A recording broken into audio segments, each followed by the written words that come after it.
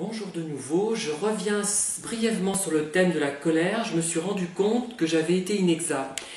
La dépression dans laquelle j'avais sombré était liée effectivement à l'homosexualité, puisque les gens que je côtoyais à l'époque ne comprenaient pas, et j'avais rompu en fait avec un ami, un de mes premiers petits amis. J'avais avoir 19-20 ans à peu près, et à la lumière de lectures et des vidéos que j'ai pu écouter par la suite, je me suis rendu compte que ce petit ami était un manipulateur.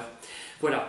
Et donc, c'était lié effectivement à l'homosexualité, puisqu'il y avait une incompréhension totale de l'environnement, c'est-à-dire qu'une rupture de ce genre n'était pas prise au sérieux. C'est comme si j'avais rompu avec un vague copain.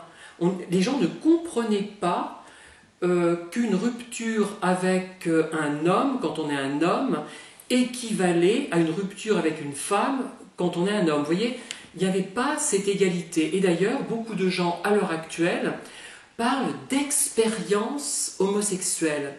Ils n'auraient pas l'idée de parler d'expérience hétérosexuelle, c'est-à-dire qu'on a l'impression que dans le cas de l'homosexualité, c'est une technique, il n'y a pas de sentiment. Et dans le cas de l'hétérosexualité, on parle d'une vraie relation globale avec des sentiments. C'est extrêmement grave, hein, ça paraît anodin, mais ça ne l'est pas du tout en fait. Hein. Donc voilà, et donc j'avais ce problème, puisque j'étais confronté sans le savoir à un vide intérieur, ce que j'appelle les vides intérieurs, et je subissais ce choc-là, qui était aggravé par le fait que c'était une relation homo. Voilà. Et donc, j'étais complètement perdu et désemparé. Et la psychiatre était complètement incompétente ou malhonnête, les deux certainement, hein, puisqu'elle avait bénéficié d'une clinique pour interner les personnes, hein, et elle en a profité sans chercher du tout à creuser les vraies raisons qui m'avaient mise dans cet état. Il y avait une homosexualité non acceptée par la société et par l'environnement, et la confrontation avec une personne qu'on appelle aujourd'hui pervers narcissique. Voilà, donc il y avait suffisamment de causes, de raisons pour me rendre fou, entre guillemets, sans pour autant que je le sois réellement d'habitude, quotidiennement. Voilà. Il y avait vraiment des causes tangibles, et ça n'a pas été pris en compte, ni par la psychiatre que j'ai revue il y a 12 ans, d'ailleurs brièvement, hein, j'avais un petit problème, qui était d'une nullité aussi déconcertante. Il y a une incompréhension, c'est une psychologue, de certains psys, mais qui est incroyable, qui dépasse l'entendement.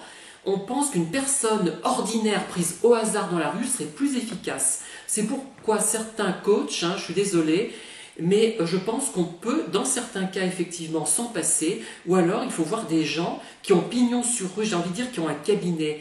Bon, les entretiens téléphoniques, je veux bien, mais je suis sceptique. Vous me direz ce que vous en pensez, mais je n'osais pas le dire, hein. C'est grâce à cette vidéo que j'ose le dire maintenant, que je n'y crois pas aux entretiens téléphoniques, enfin, j'y crois pas. Je ne pense pas que ça peut être aussi efficace au bout d'un moment qu'un véritable entretien en face à face. Voilà, je vous remercie et je vous dis à très bientôt.